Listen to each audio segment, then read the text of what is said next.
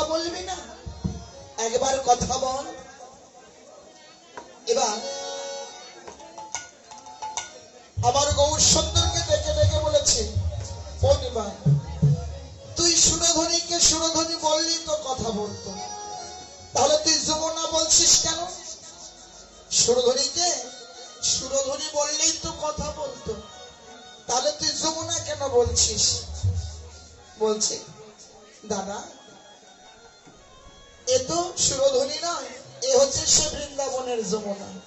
বলছে বৃন্দাবনের যমুনা কি করে হয়? এ তো সুরধ্বনি।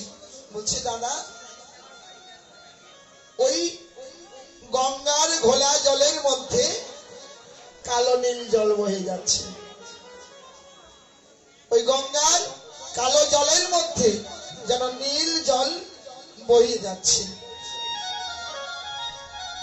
কারা দেখতে পায়? জাগতিক জগতে বাবা কারো যদি হাত বা অন্য কিছু কেটে যায় আমরা উপরে দর্শন করতে পারি, কিন্তু ভিতরে যদি হাড় ভেঙে যায় এই দুই নয়নে কখনো দেখা যায়? কখনো দেখা যায় না।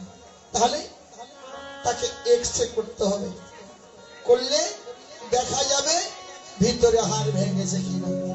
তাহলে এক্সরে না করলে যেমন দেখা যায় না, তদ্রূপ সদ্গুরুর যদি কৃপা না হয় কখনো ওই গঙ্গার ঘোলা জলে নীল জল বয়ে যাচ্ছে কখনো দেখা যায় না।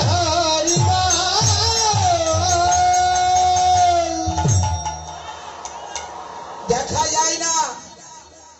একমাত্র তারাই দর্শন করতে পারে জগতে যার গুরু কৃপা হয়েছে, বৈষ্ণবী কৃপা হয়েছে, একমাত্র তারাই দর্শন করতে পারে। তাই সেই ব্রজ ভাবেই গৌর আর শ্রীধাম নবদ্বীপে বৃন্দাবন দর্শন করছে, যমুনা দর্শন করছে, করে আবার গৌর সুন্দর সেই বিভোর হয়েছেন ব্রজ ভাবে। তাই যমুনা তো দেখছি, সুরধ্বনিকে যমুনাকে মনে করলেন। আর কি যেখানে এত ফুল ফুটেছিল, ব্রজ গোপী ছিল, তারা কোথায়? তারা কোথায়? তাই বলছেন গৌর হলে আমার দর্শন করে বলছে, ওরে ফুল বল দেখি বৃন্দা, ওরে ফুল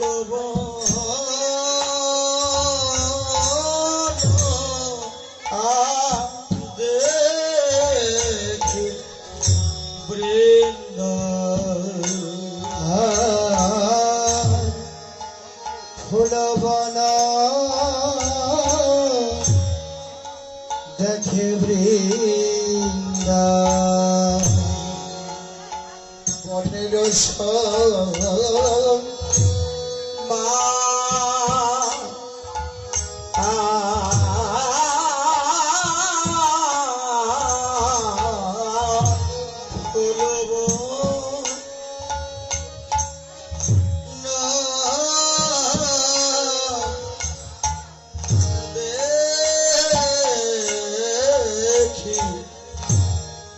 বনের